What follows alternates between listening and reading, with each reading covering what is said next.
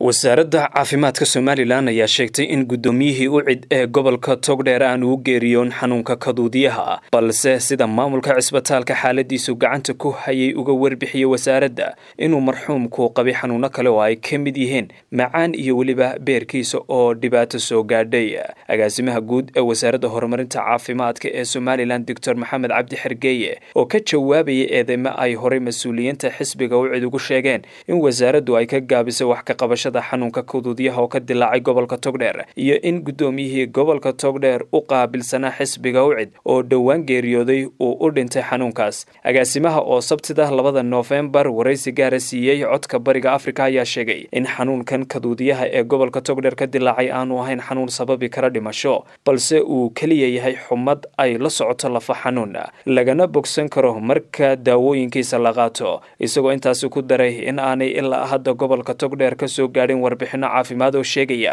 in ay jirto cid u dhimatay xanuunkaasi balse haddana ay wadayaan dadaalka ay ku dabar jarayaan xanuunkaasi ay noo sheegeen in xanuuno kale loo soo dhigay oo xanuunku u dhintay beerkuna uu dhibaato qabay diabetic uu noqday aan lagu ogeyn oo kor u kacay xanuunadaasi ay keeneen dhimashadiisa ayay noo sheegeen laakiin xumadankoodii bishii u dambeysay dhan way jirtay dadkuna muddo way markay ay xubnaha iyo xumadan iyo ay dareemaan way kacayaan oo way iska ladnaanayaan wax dhimasho ah oo cisbitaalka ka dhacdayna nalooma soo report gareyn marka waxa weeyaan asalbana haddii viralku ka hortag uu bulay daaweyntiisa in badan baan sheegay daaweyntiisu waa symptomatic agaasimuhu waxa uu sheegay in hadda ay ka warsugayaan shaybaadho loo diray magaalada Nairobi ee dalka Kenya oo la xidhiidha xanuunkan waxa kale oo agaasimaha wasaaradda horumarinta caafimaadka ee Somaliland ka hadlay laba qof oo dhawaan magaalada Baligubadle ee gobolka Hawd ku dhintay dhir daawo dhaqameed ahaan loo siiyay isagoo sheegay in wasaaraddu aanay bixin ruqsadaha goobaha dabiibka ee cilaajka loo yaqaano balse cidda bixisa ay tahay wasaaradda waqaafta iyo arrimaha diinta agaasime Xergeeye waxa uu sheegay in daawo dhaqameedku mararka qaarkood ay khatar ku tahay caafimaadka gaar ahaan marka aan aqoon fiican loo lahayn faa'iidadeeda iyo dhibaatada ay keeni karto waxaanu ku baaqay in laga taxadiro isticmaalka daawo dhaqameedka iyada oo ay wasaaraduna hadda gacanta ku hayso sharcigii xakamaynta daawo dhaqameedka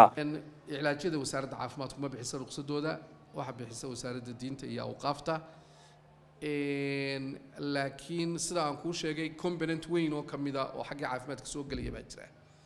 marka waanigan kule waxaanu ka wada soconaa wasaaradii diinta iyo awqaafta sidii mustaqbalka cilaajyadu uu ku dambeyn lahaa ma meel cisbitaal ay noqonayaan ma xarun diimeed bay noqonayaan meel cisbitaal hadday noqdaan wasaaradda caafimaadka ay hoos tagayaan